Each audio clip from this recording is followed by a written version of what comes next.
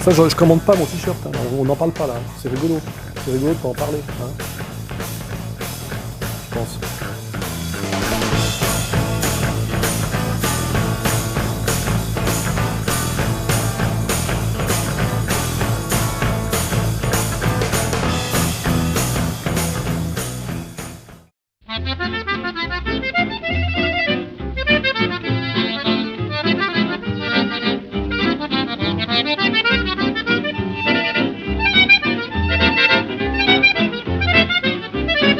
J'étais très heureux de voir que mon pays, le jeune Christophe Lemaître, qui vient de chez moi, hein, Aix-les-Bains, enfin, Savoie, Haute-Savoie, avait réussi la performance incroyable de finir 3e du 200 mètres olympique. Allez, c'est parti sur ce 200 mètres avec un bon départ de Christophe et d'Usain Bolt qui est déjà revenu sur le français. Usain Bolt qui va sortir en tête dans la dernière ligne droite avec derrière de grâce. Allez Christophe, allez mon vieux, allez Christophe qui peut parvenir.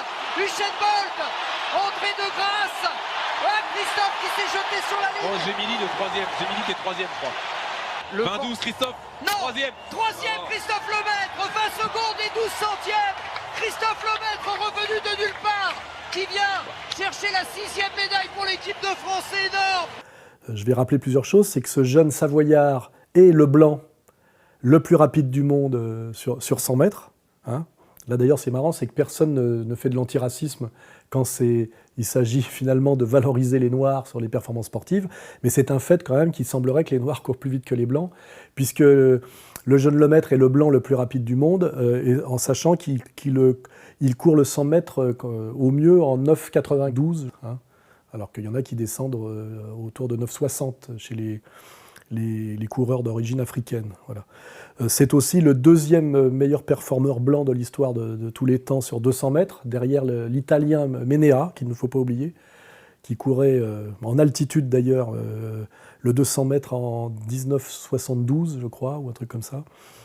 Donc je salue ce jeune Lemaître pour avoir fait médaille de bronze sur le 200 mètres olympique, devant toute l'élite des sportifs noirs, à part évidemment l'intouchable Bolt et un deuxième jeune Canadien, je crois. Tout en sachant que ce jeune Lemaître, si vous le regardez bien, lui, est un produit 100% naturel de la montagne. Vous regardez ses bras par rapport aux autres coureurs, on voit qu'il n'est pas gorgé de stéroïdes anabolisants et qu'il n'a pas pris d'hormones de croissance et tout ça, ce qui n'empêche pas de courir très vite. Et surtout, il s'entraîne toujours dans son petit club d'origine. Bientôt une décennie que l'on traverse ces paysages pour aller à la rencontre de Christophe Lemaître, fidèle à cette terre savoyarde qu'il a vu naître et à l'homme qu'il a découvert lors de son 15e printemps. C'est une Formule 1 qui était jeune, insouciant et qui maintenant est en train de revenir. Il le sent d'ailleurs, qui revient fort. Donc on essaie d'ajuster. Après l'échec de l'année dernière, on a essayé de modifier des choses.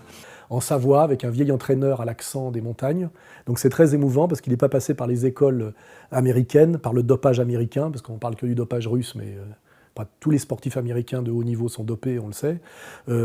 C'est un pur produit naturel de la montagne, un petit Savoyard, et il est quand même, il arrive à finir 3e aux Jeux Olympiques. Donc c'est une très très belle performance à saluer, et ça peut me donner le droit pendant quelques instants d'être fier d'appartenir à ce peuple qui se situe lui aussi au-dessus de tous les autres, bon, pour des raisons géographiques, qui est le peuple savoyard. D'ailleurs, on doit dire savoisien normalement, puisque savoyard, c'était une appellation méprisante.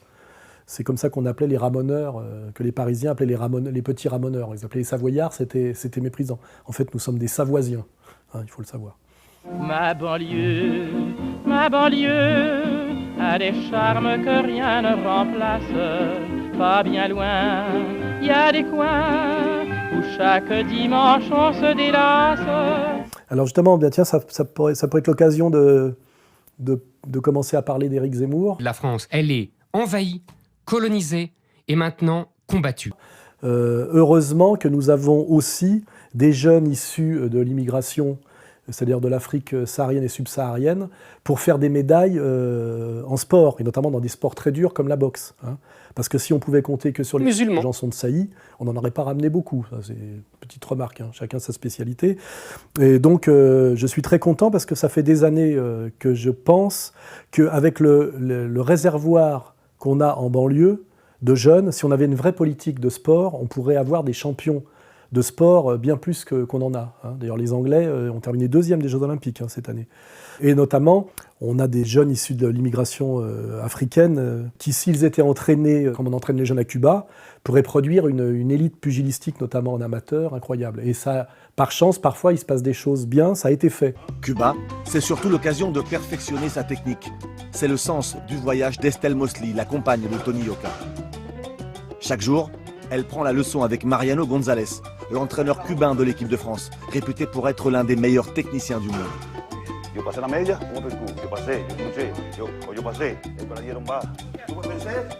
Ici, on travaille le détail, la précision, le geste juste. Ça fait des années que je rêve que, comment dirais-je, la Fédération française de boxe amateur achète des entraîneurs cubains, puisque Cuba est une île assez pauvre. Et ça a été fait, puisque si Tony Yoka, notre champion olympique de poids super lourd, est champion olympique, c'est parce qu'il a été entièrement formé par un des plus grands entraîneurs cubains, hein, qu'il a essayé de l'apprendre à boxer un peu en bougeant, avec de la vitesse, de la contre-attaque, etc. Depuis toujours, je pense et je dis que Tony va être champion du monde et champion olympique. Il a tout d'un boxeur cubain. Le style cubain, c'est une boxe qu'on apprend au niveau des pieds. On mise sur la coordination. On ne recherche pas la force, mais l'intelligence. Notre force, c'est le mouvement et le mental. C'est pas encore parfait, hein, mais on est sur la bonne voie. Et là, nous avons donc, la France, à ramener, grâce à ces jeunes de banlieue que Éric Zemmour veut faire vitrifier au phosphore blanc. Comme ils avaient fait à Gaza. Nous avons ramené 6 médailles entre les garçons et les filles, ce qui est le plus beau palmarès jamais atteint de toute l'histoire des Jeux Olympiques pour la France. Hein, voilà.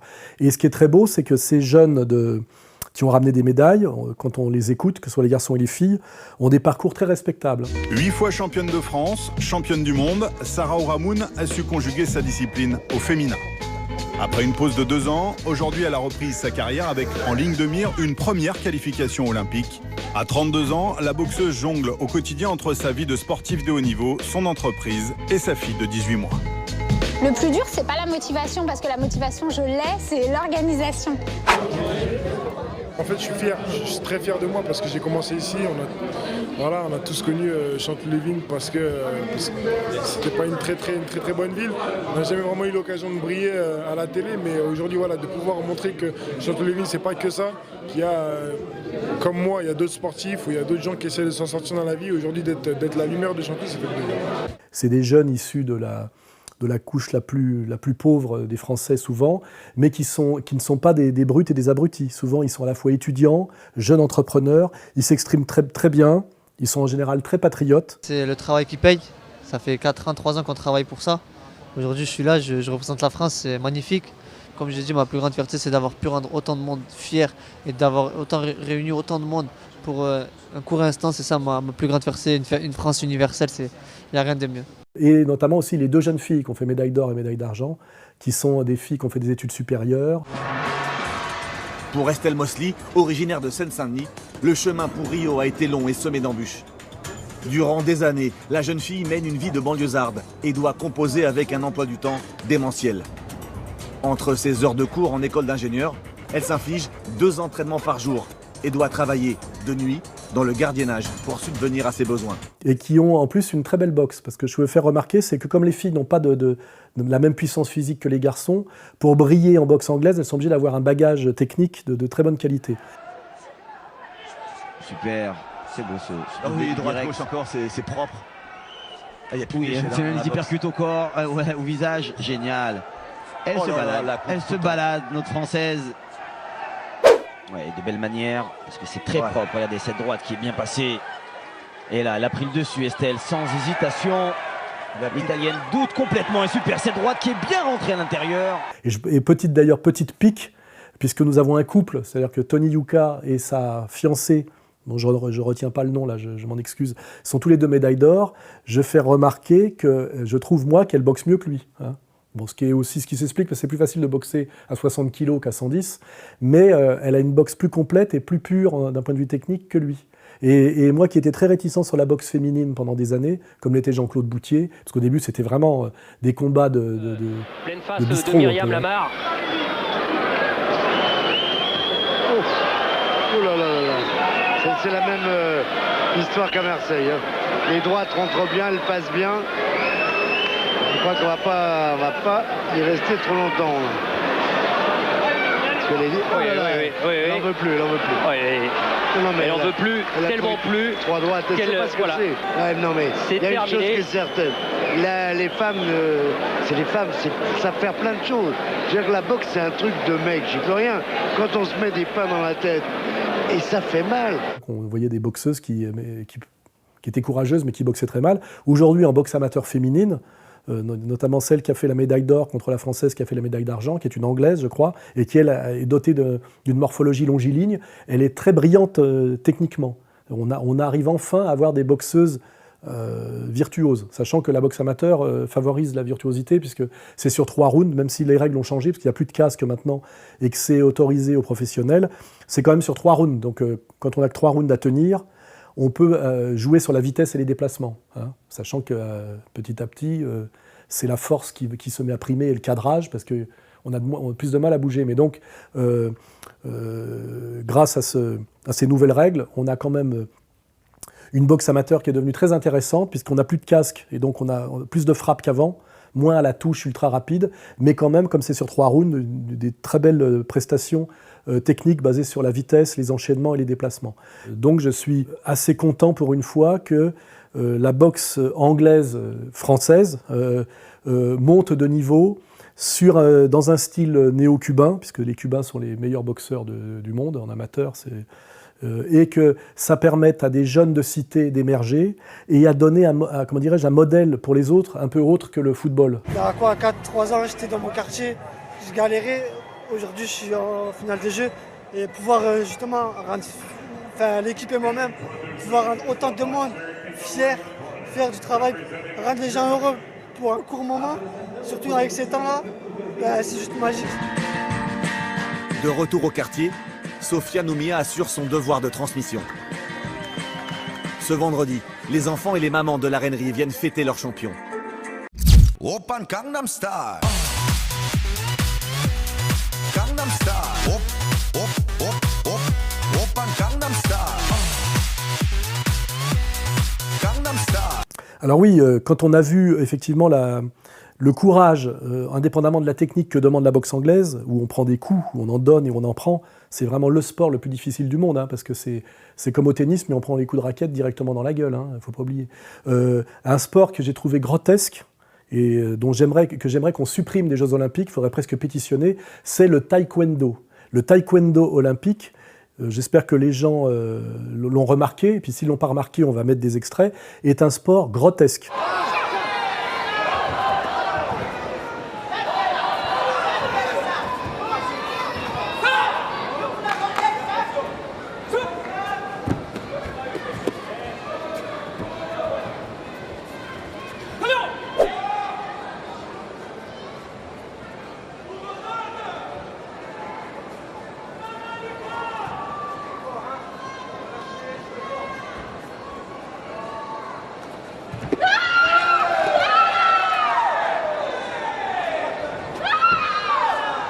C'est un anti-sport de combat. C'est ridicule, hein, c'est nul et ridicule, voilà.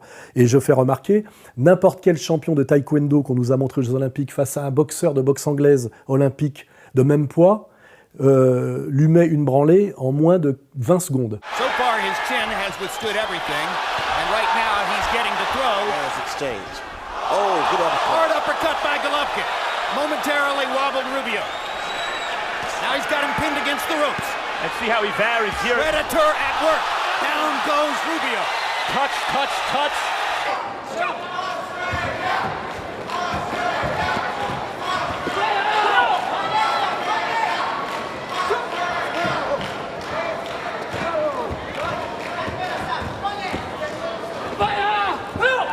c'est grotesque. Voilà. Et je trouve, ça me fait penser un peu au handisport.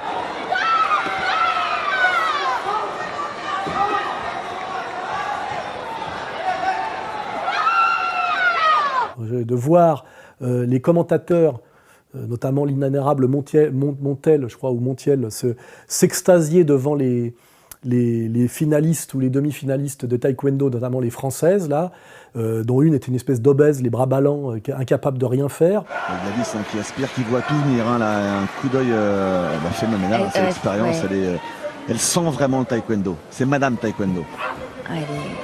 Elle est impressionnante, hein. C'est la plus grande combattante taekwondoïste de l'histoire en France. Ouais. Ah non, là elle est excellente, Elle commence à gérer le combat, elle fait des changements de rythme, elle vient au corps à corps, elle est excellente, elle déstabilise tout le monde.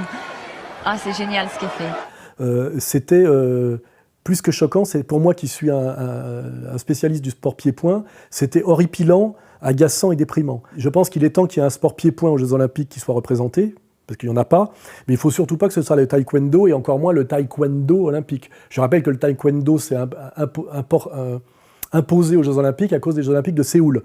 Mais c'est des sports pied-point le plus nul qui existe, le plus inefficace, le plus bidon, le plus grotesque. Donc je pense qu'il faudrait, si on veut mettre un sport pied-point aux Jeux Olympiques, ce qui me semble nécessaire, mettre, on va dire, le plus populaire, le plus universel, le plus sérieux, sans doute le kickboxing. Parce que bon, là, moi je suis pour la boxe française, mais peut-être que le kickboxing est quand même pratiqué plus universellement que la boxe française. Mais au moins, on aurait des Jeux Olympiques avec des kickboxers.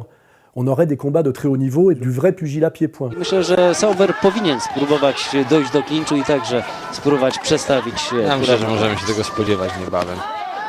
W końcu tak Sauber ma również tą technikę opanowaną dość dobrze. Świetna teraz odpowiedź cała, być trochę zmęczeni. Widać, że dają z siebie wszystko. Bardzo mocne ciosy teraz Saubera. Mocne kopnięcia pura w klatkę piersiową leżącego Saubera. Alors que là, le taekwondo, on va mettre des extraits, c'est grotesque, voilà, grotesque. Hein.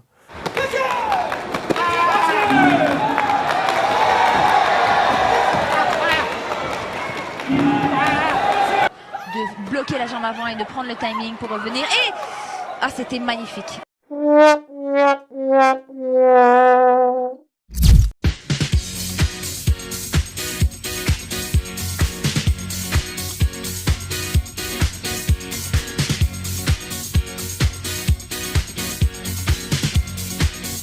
Montel est l'incarnation pour moi absolue de l'effondrement de la France. Salut à tous, c'est Patrick Montel. Qu'est-ce que je veux dire? Le mec qui aboie à la télé, vous voyez? Mais c'est incroyable, quelle dynamique! C'est exceptionnel! Le jour de la finale olympique, Mélina Robert-Michon est en train de tutoyer les étoiles! La bolossisation totale de la France. Hein.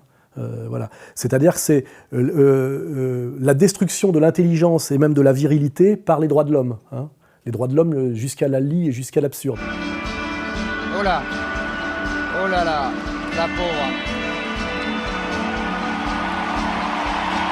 Et le public qui l'acclame.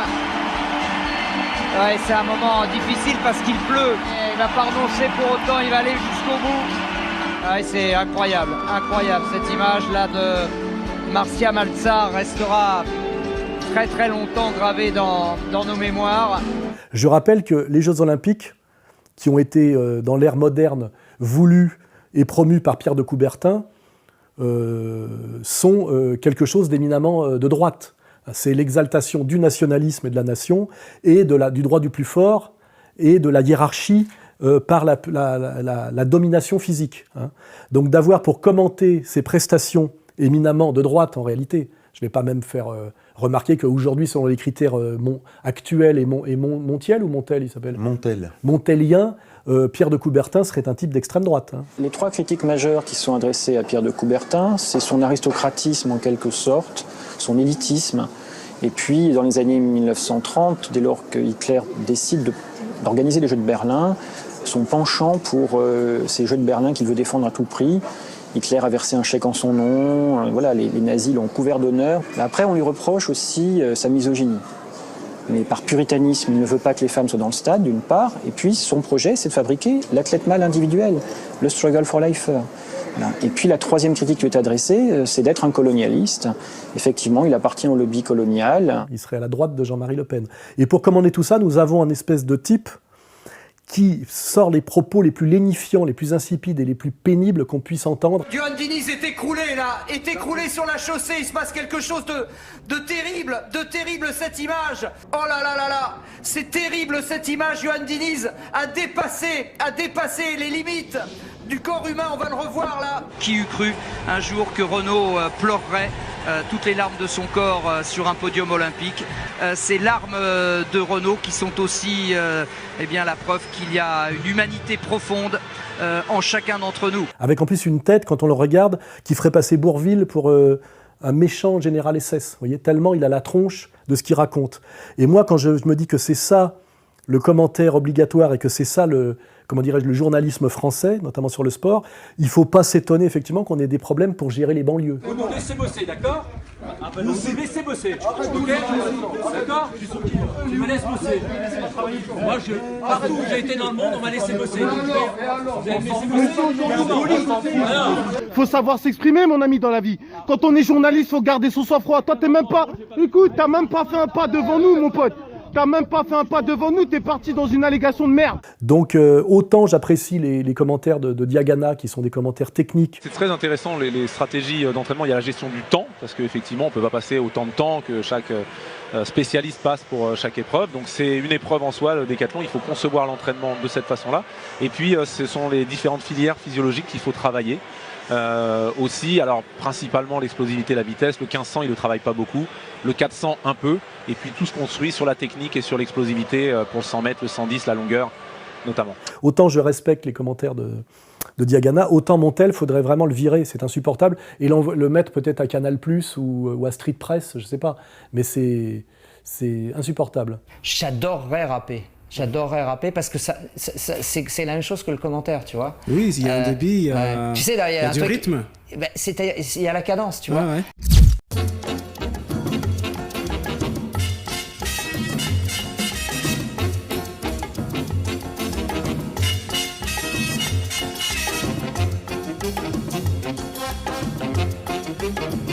Ah oui, alors j'ai remarqué en plus que pour être sûr qu'ils soient bien dans la ligne droit de l'homiste intégrale, on leur a accolé ce qu'on peut appeler des commissaires politiques. Alors j'ai vu que pour le volleyball, c'était l'inénarrable Chouraki. En quelques mots, on rappelle, vous avez été en équipe de France, vous avez été capitaine, vous avez joué au Racing. Ouais. Qu'est-ce qui vous a fait basculer dans le cinéma d'un coup? Le volleyball. Et pour Montel, c'est-à-dire le commentaire général, c'était le Éric Emmanuel Schmitt. Ouais, c'est-à-dire que dans les jeux, on récompense des athlètes, mais on récompense des histoires et on récompense des vertus.